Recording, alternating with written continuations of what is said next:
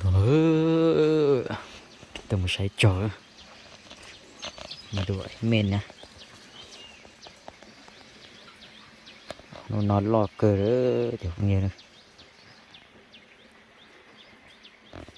กายเริ่มใหญ่ขึ้นแล้วนะไอ้ตัวนี้น่าสิประมาณ12 โลแล้วเราได้เตี่ยถ้าเจอหลอนเมใช่ไหม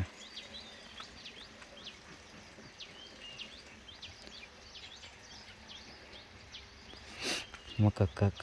มันตัวหรอใช่ใช่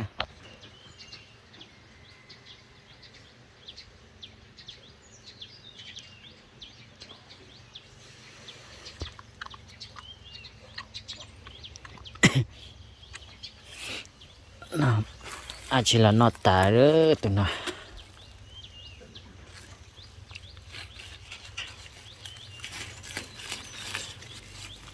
อะไรมันก็กินหมดนะเพื่อนนะ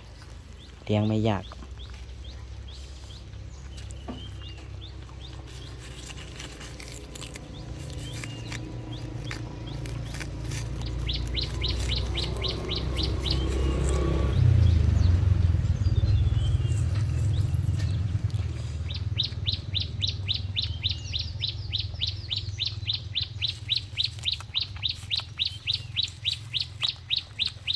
ดูกระดูก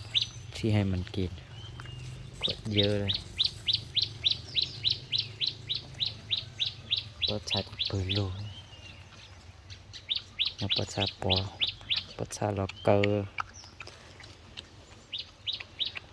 จออุ้นจอนอนหลับยิ่งนอนตาย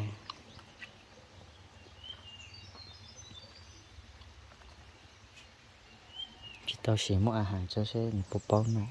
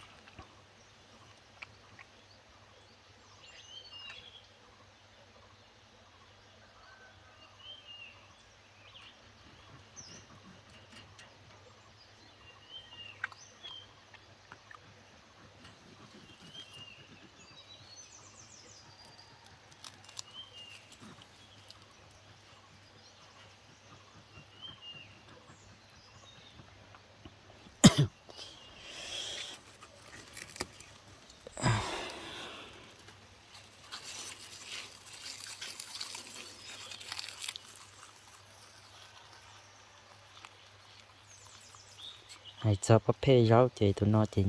แย่ชอบเลย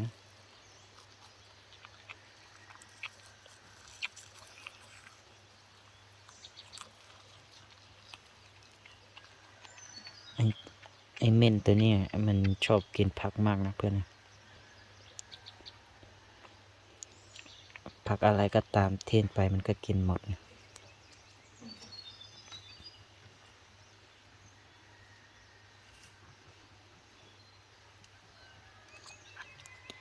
เลี้ยงมาได้ประมาณ7 เดือนนะเพื่อน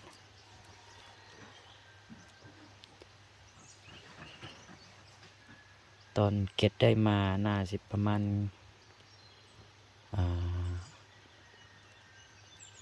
5 โลนะเพื่อนนะ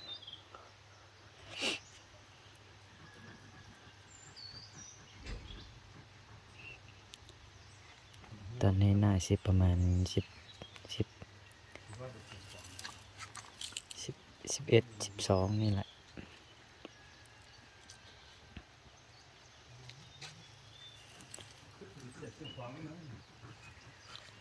ถอดจอรอถอดเขาตอรอแม่เวลาตัว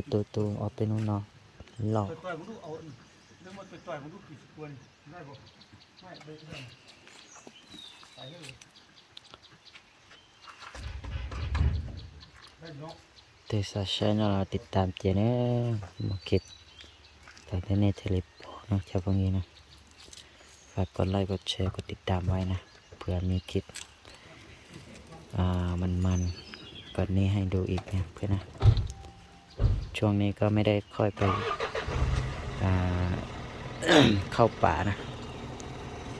บรรยากาศ